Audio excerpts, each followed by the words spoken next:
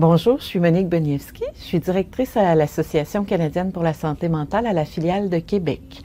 Je suis contente aujourd'hui d'avoir la chance de venir vous présenter la partie du webinaire sur les 7 astuces. Les 7 astuces, c'est des petits trucs qui, j'espère, pourront faire une grande différence dans votre vie. Merci.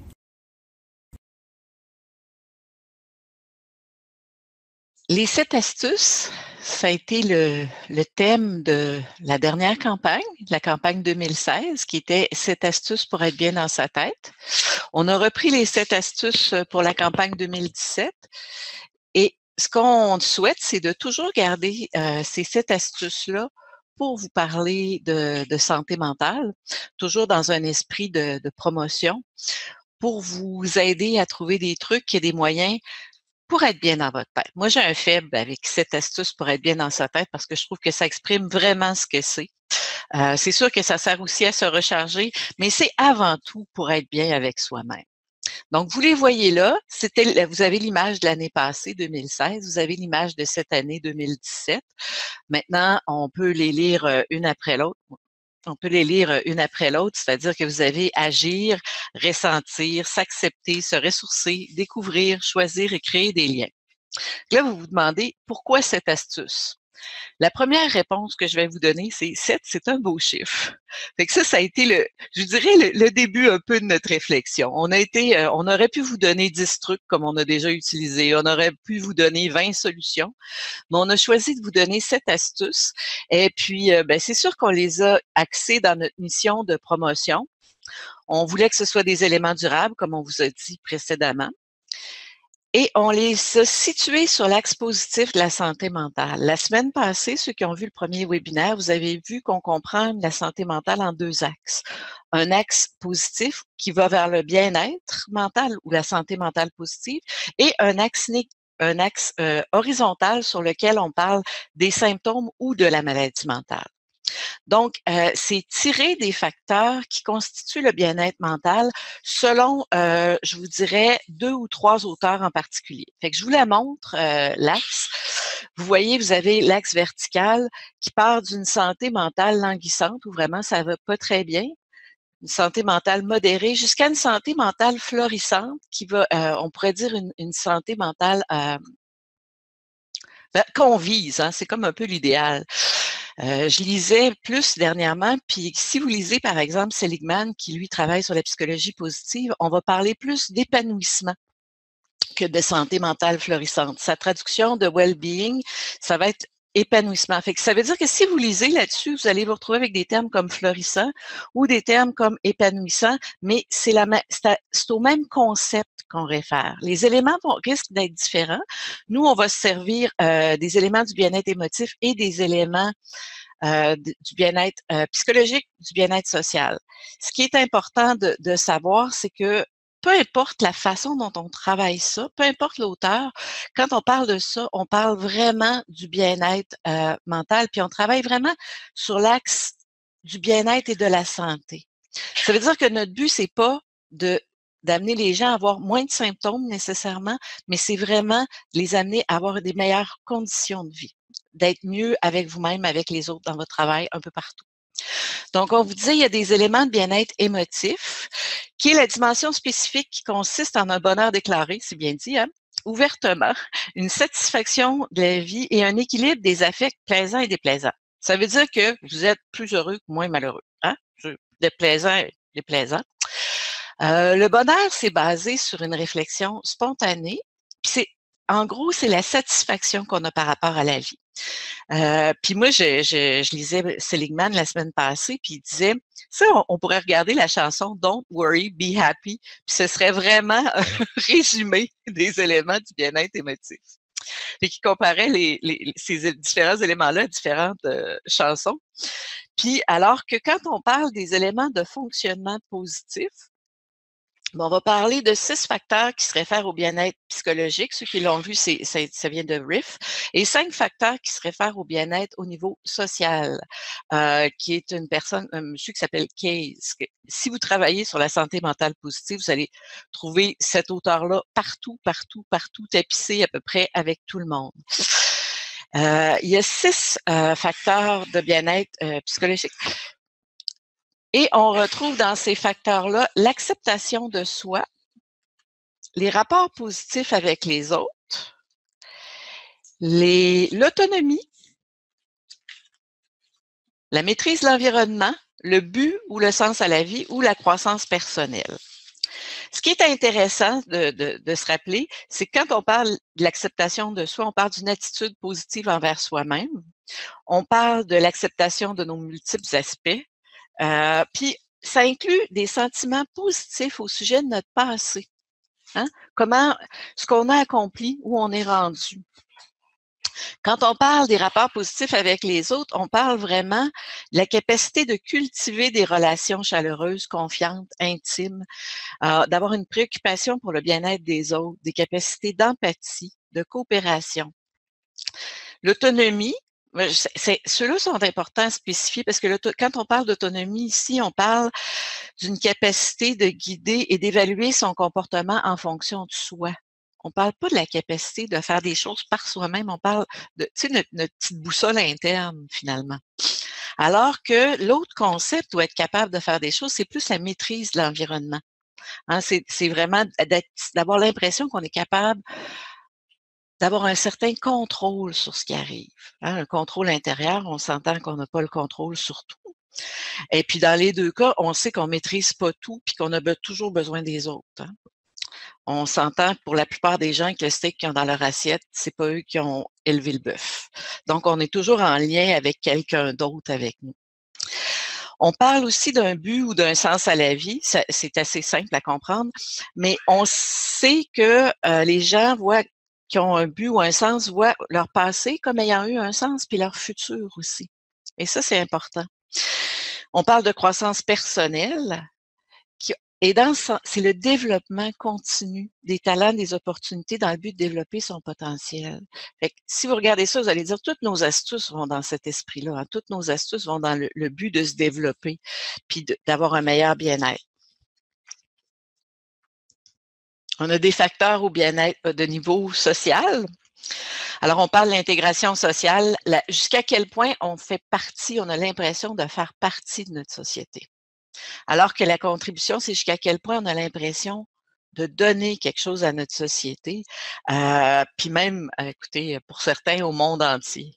Fait que c'est vraiment cette impression-là que ce qu'on est a un impact autour de nous. La cohérence sociale, c'est une préoccupation pour le monde. Puis c'est l'impression que le monde a de l'allure. Tu sais, quand vous vous réveillez le matin, vous avez l'impression que le monde dans lequel vous vivez a du bon sens. Et ça, on l'a pas tout le temps. Il arrive des moments où on a l'impression que le monde dans lequel on vit, c'est un peu sans dessus-dessous. Puis des fois, ça vient de notre propre perception interne qui est sans dessus-dessous. Puis des fois, ça vient aussi de l'extérieur où c'est plus difficile. Mais on sait que quand on a l'impression que ça fonctionne, on se sent mieux. Hein? Quand on a l'impression que c'est cohérent, on se sent mieux. L'acceptation sociale, mais c'est évidemment l'impression qu'on a de la façon qu'on est accepté par les autres. Puis ça veut dire qu'on est capable de faire confiance aux autres. Hein? On a tendance à leur faire confiance. Puis on a tendance à croire que les autres sont capables de bonté. Là, il allait jusqu'à dire d'ingéniosité. La croissance sociale, ben, c'est l'impression qu'on a à l'intérieur que notre société est en évolution vers quelque chose de bien. Bon, là, je vois des grimaces autour de moi. Là. Je ne sais pas s'il y en a dans les salles autour, mais écoutez, ces impressions-là, je trouve ça intéressant parce que si on était en discussion, on pourrait les critiquer, on pourrait dire oui, mais on les a pas tout le temps. Oui, je me souviens qu'on a eu des discussions quand on a choisi nos thèmes. Il y a des gens qui questionnaient le fait d'avoir un sens à la vie. Écoutez, on n'a pas tout ça tout le temps au même niveau. Mais on sait que quand on a ces impressions-là, on se sent mieux. C'est surtout ça la différence qu'il faut faire. Puis les questions qu'on se pose, c'est comment est-ce qu'on peut les activer, les opérationnaliser, les mettre dans notre vie de tous les jours. C'est pour ça qu'on a choisi ces 6 astuces-là. C'est fun de passer, on peut se gratter. Et on les a choisis aussi en lien avec les déterminants de la santé. La semaine passée, les gens ont vu que les déterminants de la santé ont un impact sur la santé mentale des gens. hein. La santé mentale de la collectivité, si on met tout le monde ensemble, mais la santé mentale personnelle. On sait que dans les milieux défavorisés, défavorisés, on parle au niveau financier, entre autres, là, dans les quartiers qu'on appelle plus difficiles, on a plus de problèmes de santé mentale, on a une espérance de vie qui est moins élevée, on a beaucoup de facteurs qui vont rendre ça plus difficile. Par contre, on sait aussi qu'une action sociale, une action collective, puis une action personnelle, ça peut changer les choses. Fait que c'est pour ça qu'on vous dit, il y a des déterminants, il y en a à tous les niveaux, il y en a au niveau individuel, il y en a au niveau de la famille, il y en a dans la communauté, puis il y en a dans la société, qui vont faire qu'on a une différence dans notre bien-être mental, dans la façon dont on perçoit notre vie.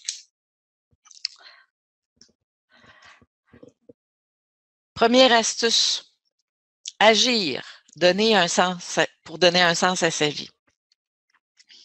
J'ai gardé une petite phrase d'un groupe où j'ai participé pas tellement longtemps, où on cite souvent: la souffrance n'est pas uniquement définie par la douleur physique ni par la douleur mentale, mais par une diminution, voire une destruction de la capacité d'agir, du pouvoir-faire ressenti comme une atteinte à l'intégrité de soi. Les gens qui travaillent dans des milieux où il y a des personnes qui ont des problèmes de santé mentale importants le voient, cette impuissance-là, à quel point l'impuissance va avoir un impact négatif sur notre propre santé mentale. Donc, l'intérêt, c'est d'être capable d'agir pour donner un sens à sa vie. Et quand on parle d'agir ici, on parle d'agir dans une direction. C'est pour ça qu'on parle de donner un sens. Puis, on va le mettre en opposition avec s'activer. Parce que tu peux t'activer dans le vide, puis tu peux être comme sur le bord d'une piscine, puis être un mauvais nageur, puis être juste à côté du bord de la piscine. Tu aurais juste à mettre la main sur le bord pour te sortir de l'eau, mais tu fais juste activer pour bouger, puis ça apporte rien. Fait que c'est un peu ça qu'on dit, la différence entre s'activer puis agir dans le sens, puis aller vers quelque chose. On disait comment on peut agir? On peut reconnaître les bonnes choses qui se produisent dans notre vie, puis à ce niveau-là, on sait que il y a plusieurs recherches qui ont été faites sur la gratitude. Plusieurs expériences. Vous essayez 3 bonnes choses qui se sont passées dans la journée. Puis vous refaites ça quelques fois dans la semaine. Ça a l'air que si vous le faites de façon aléatoire, c'est plus efficace que si vous le faites de façon stricte, parce que là, ça devient de la discipline, fait que c'est un peu à contre-courant. Ce qui est intéressant à ce niveau-là, on peut aussi essayer des lettres de gratitude. Vous avez quelqu'un qui vous a aidé, qui est encore dans votre environnement, que vous pouvez aller voir pour le remercier. Vous le prenez un rendez-vous, puis vous ne l'avertissez pas, vous le prenez par surprise. Il paraît que ça fonctionne et que ça a un impact sur les gens qui sont en dépression. Fait que c'est vraiment intéressant. C'est des petites techniques, mais qui peuvent fonctionner. Là, je vais vous en passer des petites techniques. Ça se peut que vous disiez, moi, ça me convient pas, c'est pas mon genre, j'aime pas ça. C'est correct. Vous allez sûrement avoir quelque chose dans lequel dans les choses que je vais proposer, dans lesquelles vous allez pouvoir piger, puis en choisir une pour vous.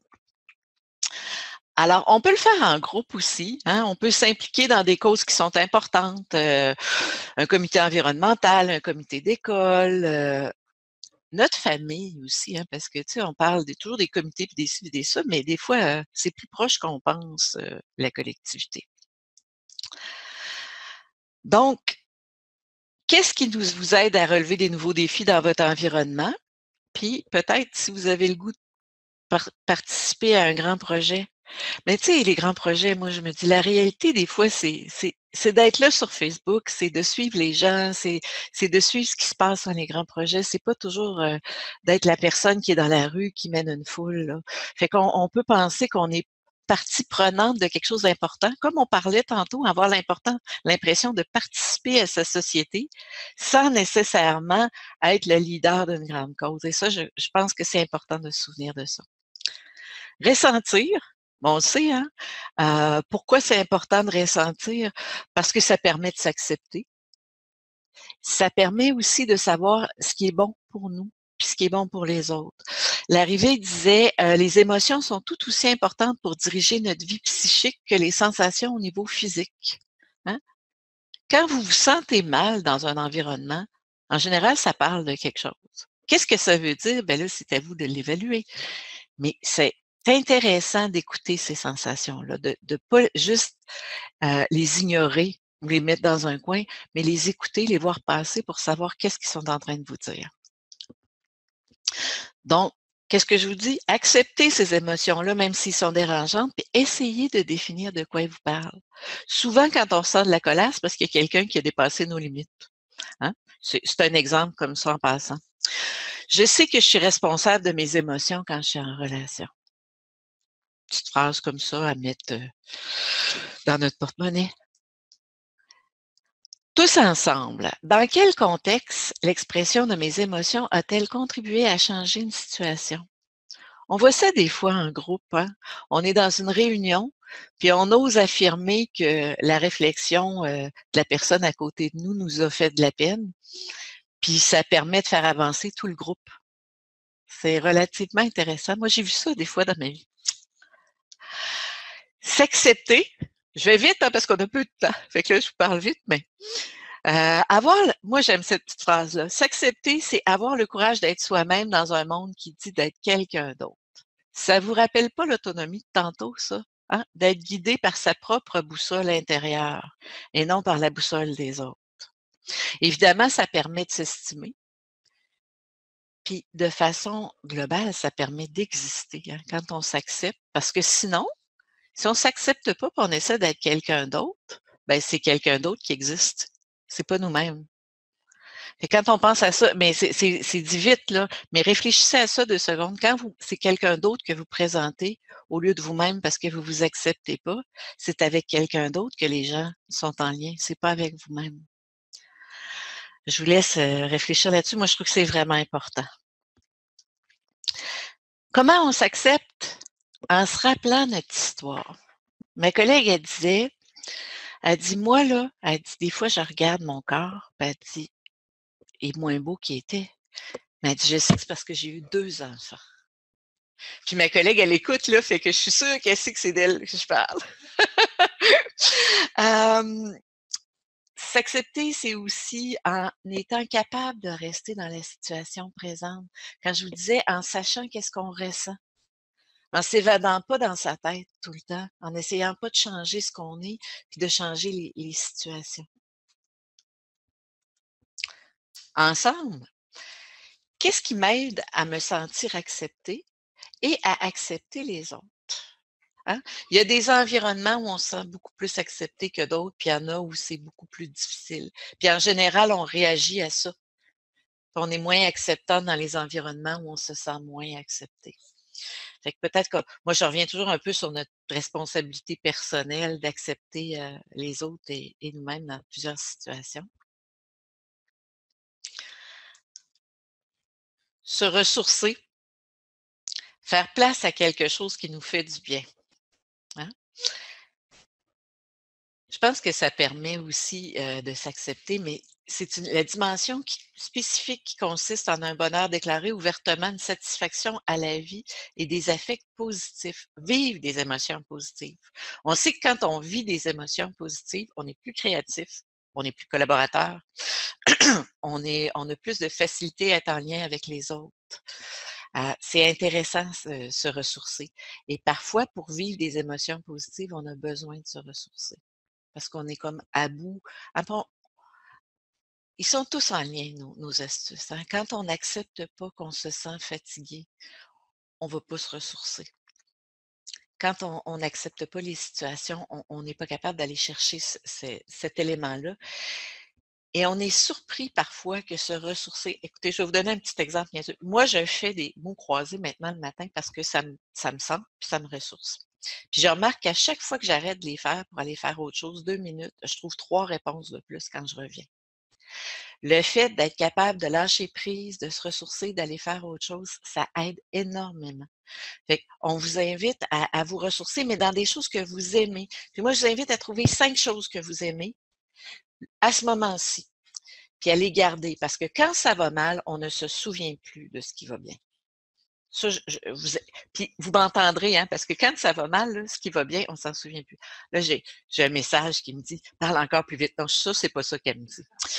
Mais, mais je pense que c'est important. Pensez à 5 choses qui vous font du bien. Et puis, moi, ce qui me fait du oh, en solo, prenez un moment pour l'identifier, pratiquez des activités que vous aimez entre amis, hein, ça va avec créer des liens. Mais c'est aussi, qu'est-ce qui vous aide à vous ressourcer dans votre milieu?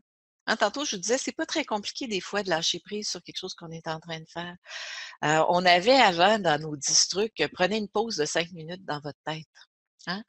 Laissez ce qui vous crée des soucis pendant 5 minutes. À l'inverse, des gens que je connais qui se retrouvent 5 minutes pendant la nuit à être en train de travailler parce qu'ils n'ont pas été capables de laisser aller auparavant. Là, je voulais faire un lien parce que je pensais qu'on était rendu plus loin. Moi, une chose qui m'aide à me ressourcer, c'est de découvrir puis d'apprendre. Pour moi, c'est une source de ressourcement incroyable. Fait que découvrir, dans mon cas, oui, ça m'amène à avoir des affects positifs, ça m'amène à être plus heureuse, et j'ai l'impression de me développer. Mais, c'est s'ouvrir, hein, c'est dire oui à la vie, mais découvrir, c'est aussi des fois, se laisser entrer par transpercer par quelque chose qu'on appelle l'engagement ou le flow, hein. Quand on travaille puis qu'on est pris par quelque chose qu'on aime vraiment, on a cette impression-là. On disait dire oui, hein, apprendre à dire oui à ce qui arrive. Et puis comment? Ben, c'est, laisser entrer des nouvelles personnes dans votre vie. On va en reparler dans créer des liens, mais apprendre à découvrir autre chose. Puis l'exemple que je donne souvent, c'est quand je parle de découvrir, quand je me suis revenue puis que j'étais prise sur l'autoroute tantôt là, ben je vous avoue que j'ai pas découvert grand-chose. Parce que j'avais aucun temps pour regarder ce qu'il y avait autour de moi. Mais je sais par expérience, pour avoir vécu la situation l'année passée dans une autre conférence, qu'en sortant, je vais être capable de voir ce qu'il y a autour. Hein. C'est aussi un état d'esprit être capable de découvrir. Puis cette capacité-là de dire oui, ça demande parfois de laisser ses soucis à côté. Donc, qu'est-ce qui m'aide à me découvrir dans mon milieu, puis à découvrir de nouvelles personnes ou de nouvelles cultures? Je disais, nous, où je travaille, dans notre arrondissement, on a beaucoup d'activités, pour les gens qui viennent s'intégrer au Québec, les nouveaux immigrants et les gens du milieu. Puis comme on est un arrondissement Québec qui était pas reconnu pour être un arrondissement avec beaucoup d'immigrants, ça ouvre les gens à plusieurs choses différentes. Choisir, là, je vais vous dire, si je vous posais la question, si vous aviez à garder seulement 5 choses, qu'est-ce que vous garderiez? Choisir, c'est des fois, c'est difficile, même juste dans notre tête. C'est intéressant parce qu'il y a des gens qui trouvent l'exercice difficile, puis ils ont rien à choisir en face d'eux, ils ont aucune décision à prendre. Mais le fait de le faire simplement dans sa tête, c'est exigeant, pour plusieurs. Mais choisir, ça permet l'autonomie. Tantôt, quand je disais, ça permet de se fier à sa boussole intérieure, ça permet de l'utiliser, ça permet d'aller dans les directions qu'on veut. Ça nous permet aussi d'avoir cette impression-là de contrôler notre environnement. Hein, d'avoir une certaine maîtrise sur ce qui nous arrive. Ce qui est intéressant, c'est que dire oui à quelque chose, c'est souvent d'avoir à dire non à autre chose et c'est pour ça que l'exercice est difficile de garder 5 choses seulement. Là-dessus, il y a toujours quelqu'un, hein, qui me demande: «Est-ce que ça peut être des personnes ou des animaux?» Oui, vous pouvez garder des personnes ou des animaux, même des endroits. L'important, c'est d'être capable de faire le processus de dire: «Je suis capable de faire des choix». Choisir, c'est l'autonomie, comme je vous disais. Puis comment faire, c'est savoir quand offrir et recevoir de l'aide. Puis je dis dans mes conférences fréquemment que être autonome, c'est être capable de demander de l'aide par rapport à ce qu'on a besoin, par rapport à soi-même. C'est pas d'être capable de faire les choses, de tout faire soi-même. Tantôt, je faisais la blague, là, je disais: «On n'a pas élevé le bœuf, on n'a pas été chercher le lait». La presque tout ce qu'on fait, on le fait en lien avec quelqu'un d'autre et on a une vision de l'autonomie, je crois, qui est très idéaliste, où on serait capable de vivre en ermite dans le bois. Mais écoutez, je pense que la plupart des chats sont capables de se réadapter à la vie sauvage. Puis c'est à peu près les seuls qui sont capables de faire ça. Les chiens ne peuvent pas, les êtres humains, c'est à peu près impossible. Fait que de là l'intérêt à savoir quand on doit demander de l'aide, puis à quel moment, puis à qui. Et je pense que quand on le fait, on est encore autonome. tous ensemble, ben, qu'est-ce qui, dans mon environnement, m'aide à être autonome ou à développer mon autonomie? Puis on sait qu'il y a des environnements où on a beaucoup de services, où on a accès à beaucoup de choses, puis il y a des environnements où c'est beaucoup plus difficile. Des fois, on travaille dans des secteurs qui sont plus en région, puis on se rend compte que l'aide est là, mais les gens n'ont aucun moyen d'y accéder parce qu'ils n'ont même pas les ressources pour se déplacer. Puis un problème majeur pour les personnes dans ces régions-là, c'est vraiment d'être capable de se rendre là où l'aide est disponible. Fait qu'on on voit à quel point il y a des endroits où c'est plus facile d'être autonome, puis il y a des endroits où c'est beaucoup plus difficile. Je fais des gros yeux pour pouvoir finir. Créer des liens, ben c'est savoir établir des relations bienveillantes. C'est avoir des rapports positifs avec les autres, puis c'est évidemment en lien avec toutes les caractéristiques au point de vue social dont je vous parlais tantôt. Mais ce qu'on sait, c'est qu'au niveau des déterminants de la santé, on sait que les relations, et ça revient partout, peu importe les auteurs que vous lisez, les relations, être en lien, c'est quelque chose de principal, c'est fondamental pour la santé mentale. Fait que, donc, essayez de créer des liens si vous êtes capable. Prenez soin des liens que vous avez déjà. Et puis, on disait, entourez-vous de gens qui vous donnent soif de vivre. Hein? Il y a des personnes autour. Il y a des gens qu'on fréquente qui ont cette capacité-là de nous donner l'impression qu'on est bien, qu'on est à la bonne place, qu'on est au bon moment. Essayez de les cultiver, puis essayez peut-être d'être cette personne-là pour les autres. Entourez-vous de gens qui vous donnent soif de vivre. Comment créer des liens? Ben, soyez la personne que vous aimez côtoyer, je vous disais. Puis dans mon milieu, qu'est-ce qui m'aide à créer des liens? Je reviens un peu comme tantôt. Il y a des milieux où c'est plus facile, il y a des milieux où c'est plus difficile. On se rend compte que parfois, les gens ont l'impression qu'il y a certains centres-villes où c'est plus difficile, mais souvent les gens au centre-ville ont des habitudes sociales de solitaire, puis ça fait qu'ils sont en lien, alors que dans certaines banlieues, c'est plus difficile parce que les gens ont des habitudes qui sont très différentes. Fait que c'est l'endroit qui va être idéal pour vous, vous avez à le trouver. Ce qu'on sait par contre, je vous disais, c'est que ces liens-là, c'est le tissu social qui vous empêche de tomber quand ça va pas bien. Je fais un clin d'œil à la fête des voisins du travail parce que on sait que c'est une façon merveilleuse de créer des liens. On sait qu'en milieu de travail, c'est un endroit où on peut créer des liens intéressants pour plusieurs. Je vous ai laissé avec des auteurs, hein? Au niveau plus de la psychologie positive qu'on parle, on a une dame qui s'appelle Sonia Lyubomirsky. Elle, je suis capable de la prononcer, c'est bon. Monsieur Diner aussi. André Christophe. Et là, il y a le défi. On va l'appeler par son prénom, Miaoui. Écoutez, ça, c'est l'auteur qui parle du flow. Et Martin Seligman, qu'on appelle vraiment le père de la psychologie positive des années 2000. On pourrait aller plus loin puis vous dire historiquement, il y a des liens, des racines qui vont plus loin que ça. Mais dans les années 2000, c'est vraiment Martin Seligman qui a redonné le vent à cette vision-là, puis à l'idée qu'on doit travailler le bien-être des gens. Hein? Le bien-être des gens quand on est intervenant et son propre bien-être comme personne, parce qu'on sait que maintenant que ça a plus d'influence, ce bien-être-là, parfois, que le fait de souffrir d'une maladie mentale. Les symptômes de maladie mentale, dans certains cas, vont avoir moins d'impact sur la qualité de vie des gens que leur bien-être, leur santé mentale positive.